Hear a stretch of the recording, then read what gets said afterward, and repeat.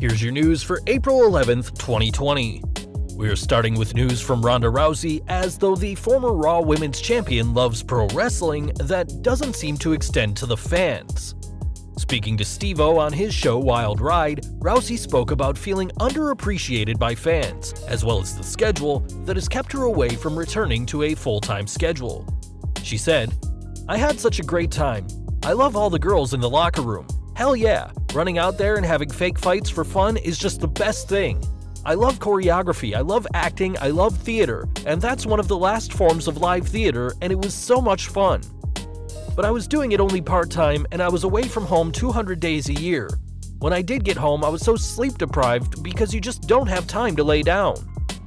The Hot Rod went on to explain that even when she was at home, she wasn't able to enjoy herself, as she had some harsh words for the fans, saying, "We didn't need the money, so it was like, what am I doing it for if I'm not even able to spend my time and my energy on my family, but instead spending my time and my energy on a bunch of ungrateful fans that don't even appreciate me?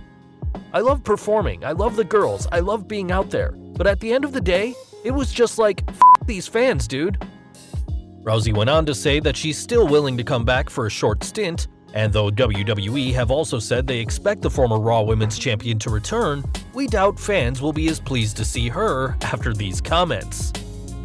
From a possible return to a departure now, as The Revival were finally released by WWE on Friday, ending their near-decade run in WWE. With the names Scott Dawson and Dash Wilder owned by WWE, it didn't take long for the former tag champions to get new names, as Dawson will now be known as Dax Harwood and Wilder as Cash Wheeler.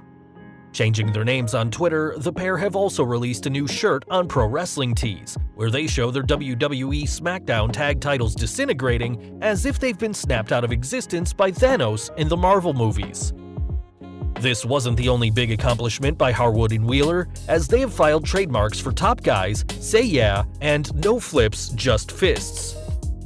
The pair had already filed for Forever the Revival, meaning they can use the FTR branding that the Young Bucks used years ago as part of their F the Revival mantra, which was based on the idea that the Revival were better than the Bucks.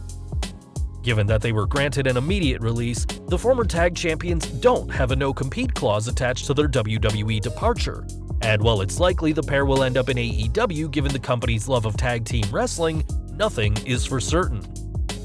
We are looking back on Wrestlemania 36 now, as perhaps the most jarring change to the show saw Braun Strowman win the Universal title from Goldberg after replacing Roman Reigns, who backed out over health concerns. Speaking on CarCast, the two-time former Universal Champion spoke about the changes made to the event and the concern for the health of Roman Reigns and other superstars, saying, "I go to Orlando, I tape, I come back here in quarantine. It's just been like Groundhog Day. I don't know why the Reigns match was even considered in the beginning, besides he'd invested the time and WWE invested the money in the angle, the match. So literally, until the 23rd hour, it was still a possibility that he and I were going to wrestle. Plans changed at the very last minute." Speaking about Roman, Goldberg further said, "Roman Reigns, everybody knows he has leukemia. He's in remission and obviously his immune system is down. I did my match with Braun Strowman, and it was possible that I could do a match with Roman again before the 5th of April. That obviously fell through. It was still a possibility on Roman's end that he could go through with the match. We went to the WWE Performance Center, and our temperatures were taken when we walked in. The place was scrubbed up and down. There was a limited amount of people allowed in and out of the building. It was very controlled. I think what happened was somebody was sick, and Roman had heard about it. They just had the flu, but just the fact that someone was sick under those circumstances, at the end of the day, he just couldn't do it. More power to him to continually want to get it done, whether that's realistic or unrealistic from a person in his shoes is concerned, but you've got to love the guy because up to the 11th hour, he was still willing to do it." Speaking about the monster among men, Goldberg admitted feeling an obligation to perform, saying, "He had no clue that he was going to be doing that match, nor did I. But you know, in this business, you've got to learn to roll with the punches. You got to satiate everybody. Need luck. Got to look at the big picture. You feel as though you have a responsibility to the public. Yeah, because you do.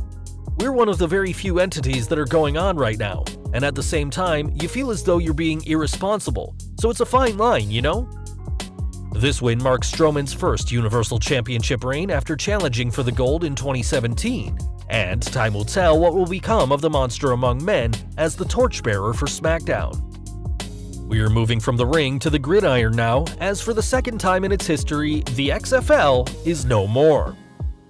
This week, League COO John Pollock informed employees that they were laid off as the league is suspending operations due to the ongoing global crisis. Though this doesn't mean the company is completely finished, it does make things extremely difficult for the NFL alternative that was just finding its legs when all this went down. After the original XFL went out of business after just one season in 2001, the new league was announced in 2018, but wisely didn't rely on pro wrestling gimmicks like its previous incarnation. Now the future of the league is up in the air, as are many aspects of the sporting world, and it just goes to show that not even Vince McMahon could prepare for the world-shifting changes we're all going through. Back to wrestling now, and this week the decision was made to scrap this weekend's WWE TV tapings, meaning WWE shows will air live every week going forward. This is a very interesting decision, especially given the stay-at-home order issued by Florida Governor Ron DeSantis, and according to reports, the decision to scrap tapings was made on Friday during the taping of 205 Live and SmackDown. Now, Fightful is reporting that superstars are very unhappy about the decision, said to be made by a, quote, very aggressive Vince McMahon, who instructed staff to describe themselves as essential media if they are stopped by police. According to the stay-at-home order, newspaper, television, radio, and other media have been deemed essential services by the state of Florida, so WWE will still be following the law with these tapings. It's not difficult to see why McMahon is being very aggressive, as it was on Friday that his XFL suspended production, but hopefully the WWE chairman will continue to act in the best interest of superstars and their health. Now, we all know that the ongoing global situation has caused issues for everyone, but it's also provided a big opportunity for WWE to expand their performance centers. In the Wrestling Observer newsletter, it was reported that the ongoing situation has caused such a dent in Japan's economy that companies who are struggling right now may end up doing business with Vince McMahon to keep themselves afloat. For years, there have been plans for an NXT Japan brand, and it seems that despite the worrying times, this may be a reality soon. From a possible good idea for the future to one of WWE's worst ideas from its past, as the Brawl for All recently returned to prominence thanks to Vice's latest Dark Side of the Ring. Taking place in the summer of 1998, the Shoot Fight tournament was panned as a disaster, but that didn't stop Vince McMahon from wanting to bring it back. According to a tweet from former writer John Piermarini, the WWE chairman wanted to bring the gimmick back for NXT in 2010 under its original format, but had to be talked out of it, probably for the best. This tournament saw many stars of the WWF at the time compete, including Dan the Beast Severn, JBL, Dr. Death Steve Williams, and Bob Holly, before Bart Gunn won the entire thing, though this failed to lead to a singles push for the former tag team star. Speaking of the Brawl for All, plenty of superstars have seen the Dark Side of the Ring episode, and now one man is looking to enter the ring for himself. On Twitter, NXT superstar Fandango said that if the much-maligned Superstar Injuring Tournament was brought back, he'd want to face Oney Lorcan, and a sanctioned fistfight between the two does sound incredible. We doubt that WWE would ever bring the tournament back, but if they did, then at least they know one man who is more than willing to trade his dancing shoes for some gloves. Back to the present now, and this year's WrestleMania saw Edge have his second match, and if his 3-year, 9-match contract is true, then he doesn't have many opponents left. Appearing on After the Bell, Edge gave a list of stars he wants to face, including NXT's Keith Lee, Tommaso Ciampa, Johnny Gargano, Adam Cole, and Velveteen Dream, but also turned his attention to SmackDown's Big Dog. Reigns and I has to happen someday. There's no way around it, it just has to. To get that little taste at the Rumble, that felt good, man. That was like we were in a pocket, we were in a zone, and that was the first time we ever touched. The Spear vs. Spear match between Roman and Goldberg at WrestleMania sadly never happened, so perhaps WWE will have better luck with Edge vs. the Big Dog down the line. From one superstar who just returned to another who fans haven't seen in quite some time, as Lars Sullivan continues to recover from a knee injury, as well as several controversies outside of the ring, including racist, sexist, and homophobic comments, as well as a past in adult films. Even though it may be a long time until fans see the Freak back in the ring, Sullivan is using his time wisely, as he's created a Cameo account where fans can pay $100 to get a personalized, albeit brief, message from the man himself. Sullivan isn't the only wrestler on Cameo, however, as AEW's MJF is charging $500 from fans to insult them, and while the plans to push Sullivan to the moon may be a distant memory, the Freak is still keeping relevant off WWE TV. Back to the ring now, and this week's SmackDown saw Universal Champion Braun Strowman topple Shinsuke Nakamura, but was interrupted mid-celebration by Bray Wyatt. Appearing in his funhouse, Wyatt said he'd rewritten history with his win over John Cena at WrestleMania, and after pointing out that he brought Strowman to WWE, demanded a title shot at the Universal Champion. It didn't take long for Strowman to accept the challenge, and though WWE hasn't officially announced the title match, fans can expect to see The Fiend and the Monster Among Men collide, presumably at Money in the Bank. Speaking of SmackDown, this week's show also saw the main roster debut of the Forgotten Sons, as the trio of Wesley Blake, Steve Cutler, and Jackson Ryker impressed against the Lucha House Party. Post-match, the NXT faction were interviewed backstage, where they said fans can expect more from the trio and sent out a warning to all teams in the SmackDown tag title picture.